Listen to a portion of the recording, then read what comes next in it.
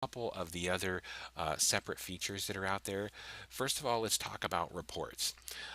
Reports are obviously a very important component to monitoring your antivirus. You're going to want to know, how many computers do I have that have viruses? How many need updates? That kind of thing. So we can go into the report section here, click Add, and there's a whole list of canned reports in here. Probably most popular, like the computer status overview, is really popular. You want to just get a quick look on what are the computers doing on my network. Do they have all their updates? Do any of them have viruses, etc., etc.? So this is the selection of reports that Bitdefender gives you. As you can see, there's a lot in here. So let's just go ahead and run a report here. We're going to select top 10 infected endpoints.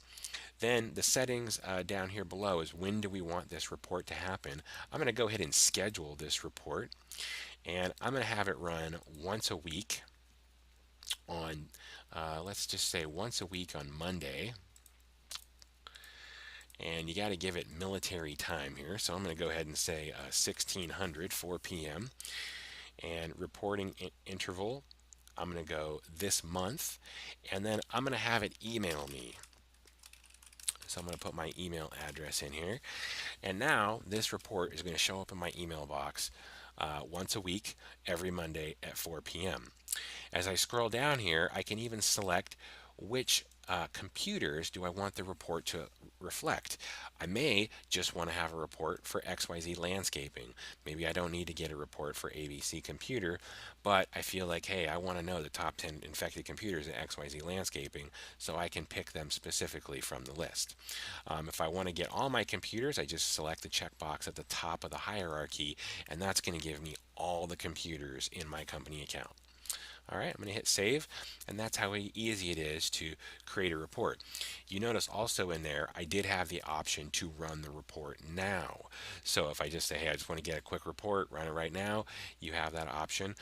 The reports come in either PDF or CSV format, so whichever format that you prefer is available to you.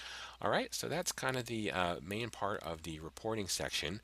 The next thing I wanted to go through is the quarantine section. So the quarantine section obviously is important because there could obviously be a time where Bitdefender quarantines a good file. That could happen. Antivirus software is never 100% accurate. So this is what the quarantine section looks like. It's basically going to give you a list of files in here that it detects that are bad. It's even going to tell you the threat name that associates to the file. And let's say I wanted to go ahead and release one of these.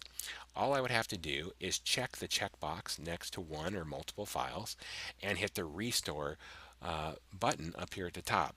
That's going to essentially give this file back to that user and make it available to them. So that's how easy it is to manage your quarantine. You can even do, searching. So let's say, Joe told me that Bitdefender quarantined a file on his computer. All I have to do is click Joe into the computer box, and it'll go in there, find a computer named Joe, and show me everything that's quarantined for that user. By default, quarantine items are kept for 12 months, I believe. And so you do have plenty of time to come in here and check this whenever you need to. All right, so that's pretty much it for the reporting functionality and for quarantine.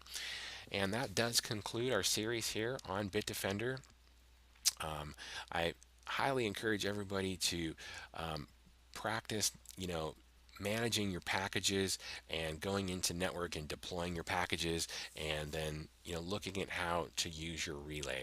The relay is such a powerful tool, especially for Active Directory based networks, because it can allow you to install, you can install a 50 computer network using Bitdefender GravityZone with the relay package in literally less than an hour. It's that fast. It's amazing how much time that relay package saves. And then of course you have to calculate, the ability to pass policies to your computers quickly, all the other time it saves for you in those functions as well. So